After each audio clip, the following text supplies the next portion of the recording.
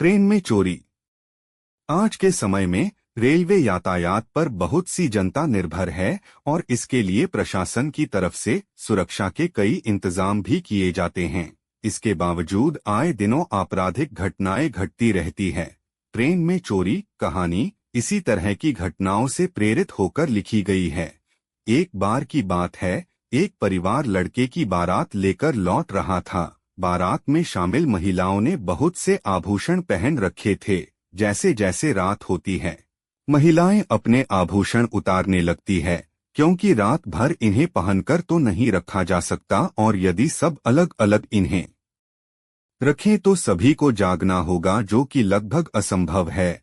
तभी एक बुजुर्ग सलाह देते हैं कि तुम लोग सारे गहने एक ही बैग में रख दो, मैं रात भर जागता रहूंगा। बुजुर्ग परिवार में सबसे बड़े थे, इसलिए सभी उनकी बात मान जाते हैं और सारे गहने एक बैग में डालकर दादाजी के पास रख देते हैं। और अब वक्त होता है सभी के खाना खाने का। परिवार के सभी लोग एक साथ खाने के लिए बैठ जाते हैं। महिलाएं सभी की थाली में खाना परोस रही होती है और इसी बीच यात्रियों का आवागम चलता रहता है।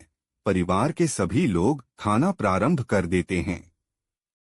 खाते हुए कुछ लोगों को नमक की कमी का एहसास होता है और वह बैग से नमक निकालने को कहते हैं, लेकिन महिलाओं को याद ही नहीं होता कि नमक किस बैग में रखा हुआ है। नमक निकालने के चक्कर में गलती से गहनों वाला बैग ऊपर से नीचे आ जाता है। सभी खाना खाने में लग जाते हैं और जैसे ही खाना खत्म होता है, सब सोने के लिए अपनी अपनी सीट पर लेट जाते हैं। जिस बुजुर्ग ने गहनों के बैग की जिम्मेदारी ली थी, वह अब किसी गलत बैग पर निगाह रखे हुए हैं। उधर धीरे धीरे रात के 2 बज जाते हैं। सभी गहरी नींद में सो चुके होते हैं। बुजुर्ग अपनी जगह से उठकर टॉयलेट चले जाते हैं। उसी वक्त एक रेलवे सफाई कर्मचारी आता है और सीट के नीचे रखे हुए गहनों के बैग को अपने कपड़े में दबाकर धीरे से ले जाता है। बुजुर्ग आते ही अपनी तसल्ली के लिए बैग देखते हैं और अपनी सीट पर बैठ जाते हैं, क्योंकि वह जिस बैग पर नजर रख रहे थे, वह बैग तो वैसा का वैसा ही रखा होता है। सुबह होने लगती है। धीरे धीरे सभी जागने लगते हैं। अचानक एक महिला की चीख सुनाई देती है। सभी भागकर उसकी सीट के पास पहुंचते हैं तो पता चलता है कि गहनों वाला बैग चोरी हो चुका है।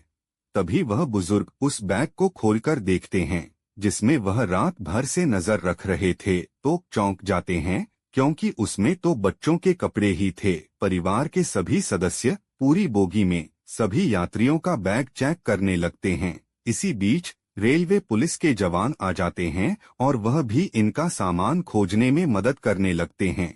तभी एक महिला बताती है कि रात को एक रेलवे सफाई कर्मचारी आया था, पता करिए कहीं बैग वही तो नहीं ले गया रे।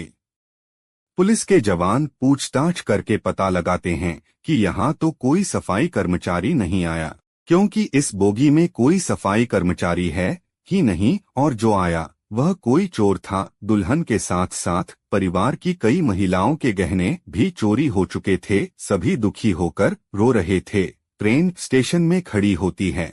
इसी बीच बोगी में एक मूंगफली बेचने वाला व्यक्ति दाखिल होता है और वह पुलिस वालों के पास आकर कहता है, साहब ये रज्जू ही है जिसने चोरी की है, क्योंकि वह कह रहा था कि बड़ा हाथ मारना है और अभी जाते हुए मैंने उसके हाथ में एक काले रंग का बैग देखा है।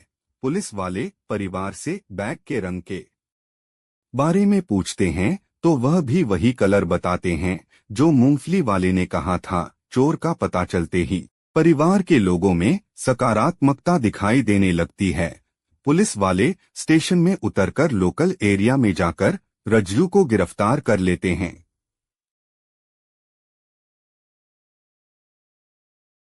लेकिन जब रज्जू के बैग की तलाशी ली जाती है तो उसमें गहने नहीं मिलते। पुलिस हैरान हो जाती है और रज्जू को हिरासत में लेकर कड़ी पूछताछ करती है, लेकिन इसके बावजूद रज्जू यही कहता है कि उसने गहनों की चोरी नहीं की है, बल्कि वह बैग तो उसे रेल की पटरी के किनारे पड़ा हुआ मिला था।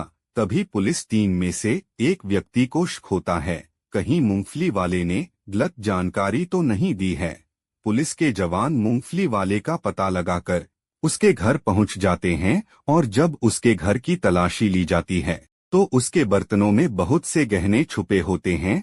पुलिस को सारी कहानी समझ में आ जाती है। यह मूंगफली वाला मौकाए वारदात पर इसीलिए पहुंचा था ताकि सभी को गुमराह कर सके, और हो न हो इसी ने वह बैग खाली करके रेल की पटरी के किनारे फेंका था। पुलिस की सख्ती देखते हुए मूंगफली वाला अपना गुनाह कबूल कर लेता है और हाथ जोड़कर माफी मांगने लगता है, लेकिन कानून में किए हुए गुनाहों की सजा होती है, माफी नहीं। यह बात मूंगफली वाले को समझ में आ चुकी थी और इसी के साथ कहानी समाप्त हो जाती है।